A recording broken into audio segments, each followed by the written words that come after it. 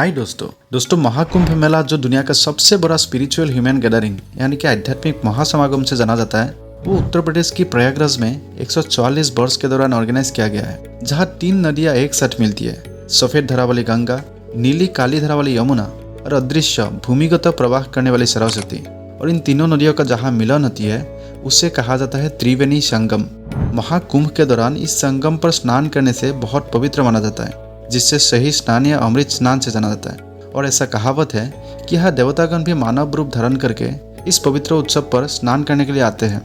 और इस महामेला का आयोजन प्रयागराज में बहुत ही विशाल तरीके से भव्य रूप से किया गया है। मीडिया रिपोर्ट के अनुसार 45 दिनों की इस विशाल महासमागम पर दुनिया की कुल सनातनी आबादी का आधे से भी ज़्यादा लोग यानी कि करीब 65 करोड़ लोग इस पवित्र स्नान में भाग ले चुके हैं, जो इसे दुनिया का सबसे बड़ा धार्मिक समारोह में से एक बनाते हैं। और इस महाकुंभ महामेले को यूनेस्को ने वर्ल्ड हेरिटेज साइट बोल के भी डिक्लेयर किया है। अब दोस्तों अब बात यह है कि यह महाकुंभ क्यों मनाया जाता है, कुंभ का मतलब क्या है, क्यों दुनिया भर के करोड़ों लोग आते हैं इस उत्सव में बस एक स्नान करने के लिए। इन सारी बातों पर आज हम लोग इस वीडियो में डिस्कस करेंगे।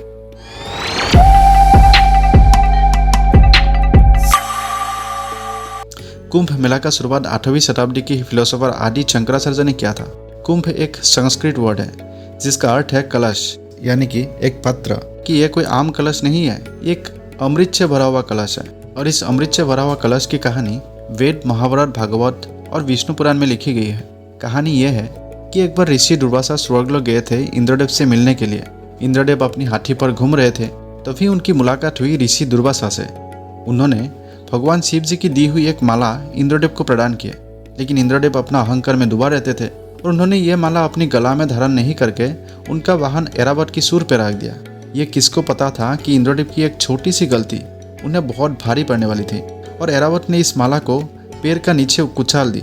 इसे देखकर ऋषि दुर्वासा बहुत गुस्सा हो गए और सोचा कि इंद्रदेव अपनी शक्ति और धन के बारे में अहंकार हो गया। इसलिए उन्होंने इंद्र और सभी देवताओं को श्राप दे दिया कि वे सभी धन, संपत्ति, शक्ति, ऐश्वर्य और साम्राज्य से वंचित हो जाएंगे। और देखते ही देखते यह श्राप का असर भी पड़ गया। और जैसे असुरों को पता चला कि इंद्रदेव का हाल के बारे में, तब असुरों ने असुर राजा महाबली की नेतृत्व में देवताओं पर आक्रमण कर दिया और कई देवता मारा भी गया। तब देवताओं को स्वर्गलोक छोड़ना पड़ा और ब्रह्मांड में इधर उधर भटकने लगे। इसका उपाय ढूंढते हुए देवताओं ने भगवान विष्णु जी के पास गए।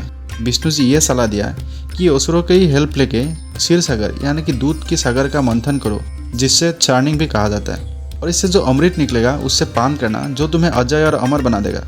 और उन्होंने यह भी भरोसा दिया कि केवल देवता को ही अमृत पिलाया जाएगा। अगर असुरों को अमृत मिल गया तो ये दुनिया के लिए बहुत विनाशकारी हो जाएगा।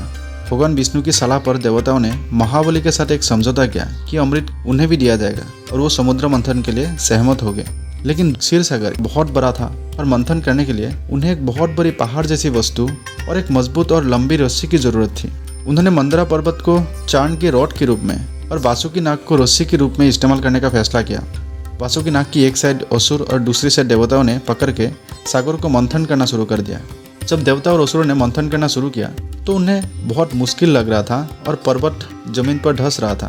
तभी भगवान विष्णु ने एक विशाल का कछुए के अवतार का धारण किया, जो 8 लाख माइल तक फैल गया और मंदरा पर्वत को अपनी पीठ पर उठा लिया।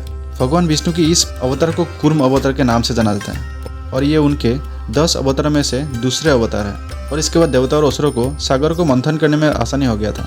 जैसे आपने देखा होगा जांच को चारण यानी कि मंथन करने से माखन निकलती है, ठीक इसी तरह महामंथन से बहुत सारी चीजें निकली। जिससे सबसे पहले निकले हलाहल बीज, जो शिव जी ने पान किया, लेकिन उनकी पत्नी देवी पार्वती ने उनके गले पर हाथ रख दी थी ताकि बीज शरीर का अंदर प्रवेश नहीं कर पाए और उन्हें नीलकंठ कहलाया। उसके बाद सुरभि गाय, उच्चश्रव घोड़ा, कस्तब मुनि, पारिजात फूल और फाइनली भगवान धन्वंतरी, जिन्हें आयुर्वेद की देवता भी कहा जाता है, उन्होंने अमृत से भरा हुआ एक कुंभ यानी कि कलश लेके प्रकट हुए। जैसे ही असुरों ने अमृत से भरा हुआ कलश देखा तब लालच में आ गए और कलश को लेके भाग गए और आपस में लड़ने लगे कि कौन पहले अमृत पिएगा। तब भगवान विष्णु ने एक बहुत ही चमत्कारिक सुंदर स्त्री मोहिनी का रूप धारण किया। भगवान ने मोहिनी का रूप में अमृत का कलश लेके चालाकी से देवताओं को अमृत पिला के कलश को लेके स्वर्गलोक की तरफ निकल पड़े।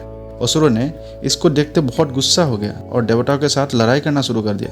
12 दिनों तक दोनों के बीच युद्ध हुआ, लेकिन देवता अमृत पी के बहुत शक्तिशाली बन गए थे और असुरों को इस युद्ध में हरा दिए।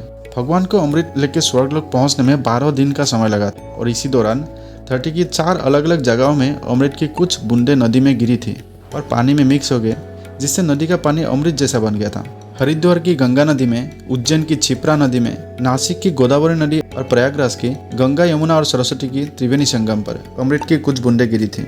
अब दोस्तों, शास्त्रों के अनुसार देवताओं की एक दिन धरती की एक साल के बराबर होता है और उनका 12 दिन का युद्ध हमारी पृथ्वी का 12 साल का बराबर है। और इसीलिए हर 12 साल में एक स्पेशल तिथि आती है एस्ट्रोलॉजर की कैलकुलेशन के हिसाब से, और उसी तिथि में उसी नदियों में अमृत रूपी शक्तियाँ का प्रकट होती है और इसीलिए उस जगह में महा उत्सव मनाया जाता है।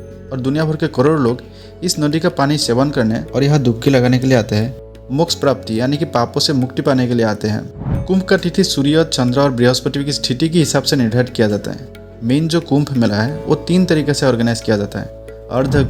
अर्ध कुंभ मेला 6 साल में एक बार हरिद्वार की गंगा नदी और प्रयागराज की त्रिवेणी संगम पर मनाया जाता है। पूर्ण कुंभ मेला हर 12 साल में एक बार होता है और ये 4 पवित्र स्थान हरिद्वार, प्रयागराज, नासिक और उज्जैन किसी एक जगह पर अल्टरनेटली ऑर्गेनाइज किया जाता है। महाकुंभ मेला सभी कुंभ में से सबसे शक्तिशाली और सबसे अलग है, जो हर 144 वर्ष में एक ही बार आते हैं। 12 पूर्ण कुंभ के बाद एक महाकुंभ मनाया जाता है। दोस्तों, लोगों का विश्वास है कि इस समय के दौरान पवित्र डुबकी लेने से न केवल शारीरिक अशुद्धियाँ धुल जाती हैं, बल्कि शरीर में एक आध्यात्मिक ऊर्जा का जागरण होती है। इस महाउत्सव में साधु, संत, नागा साधु जैसा लाखों सन्यासी आते हैं अमृत स्नान करने के लिए और यहाँ साधना करने के लिए। दोस्तों, इस बार का तो कुंभ मेला 26 फरवरी महाशिवरात्रि की अमृत स्नान पे समाप्त हो गया। नेक्स्ट आ रहा है 144 वर्ष के बाद।